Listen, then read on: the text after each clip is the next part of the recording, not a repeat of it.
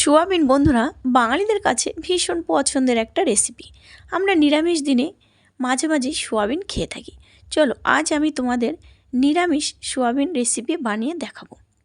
দারুণ একটা রেসিপিটা তোমরা ভাত কিংবা পরোটা, লুচি যে কোনো কিছুর সাথে খেতে পারো। দুর্দান্ত একটা রেসিপি। তো চলো রেসিপিটা শুরু করছি। রেসিপিটা পারফেক্ট করার জন্য থাকছে অনেক টিপস অ্যান্ড ট্রিক। আচ্ছা, ড্রিম কিচেন উইথ ভিলেজ ফুডের নতুন একটা রেসিপিতে তোমাদের সবাইকে জানাই অনেক অনেক স্বাগত।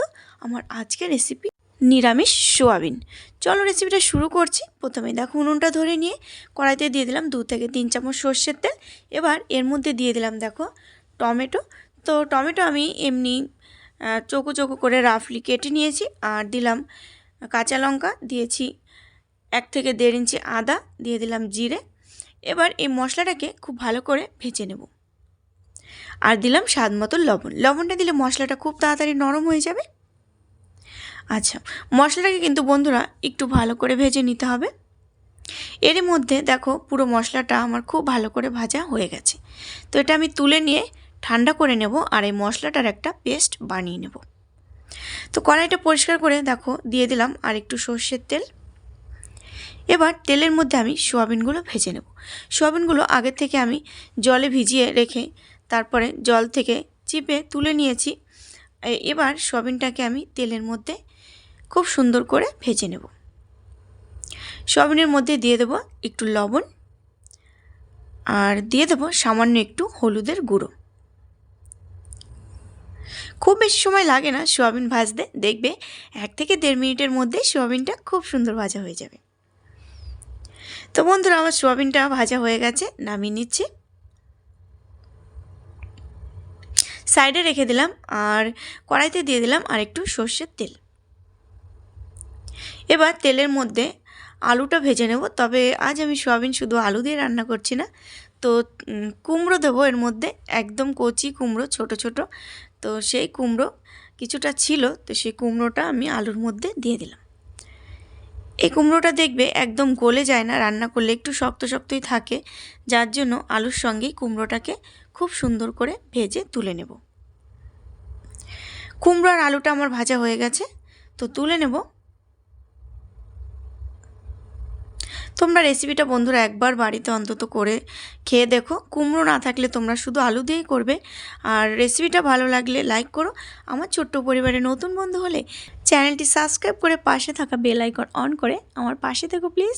তাহলে নতুন নতুন রান্নার ভিডিও সবার আগে তোমার কাছে পৌঁছে যাবে। এর মধ্যে সমস্ত কিছু ভাজা হয়ে গেছে, আমি তুলে নিয়েছি।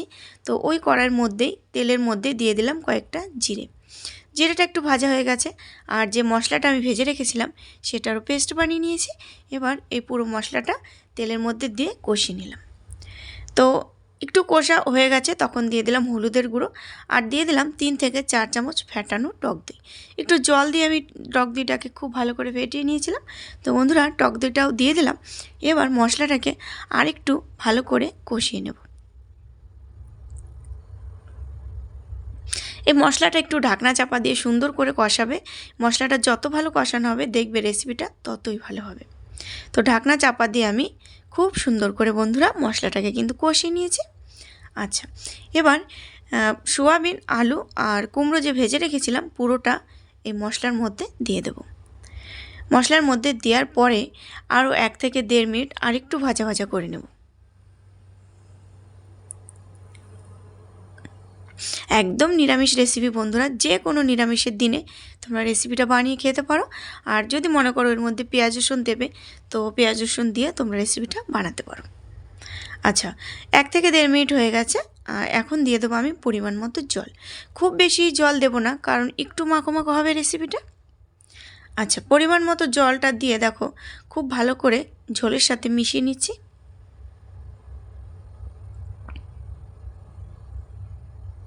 এবার বন্ধুরা ঢাকনা চাপা দিয়ে 3 থেকে 4 মিনিট হালকা আঁচে আমি রেসিপিটা রেডি করে নেব। দেখো ঢাকনাটা তুলে নিলাম আর সবশেষে দিয়ে দিলাম গরম মশলা গুঁড়ো। এখানে আমি সানরাইজের গরম মশলা দিয়েছি, তোমরা যে কোনো গরম মশলা গুঁড়ো দিতে পারো। আর দিয়ে দিলাম কয়েকটা ধনেপাতা কুচি।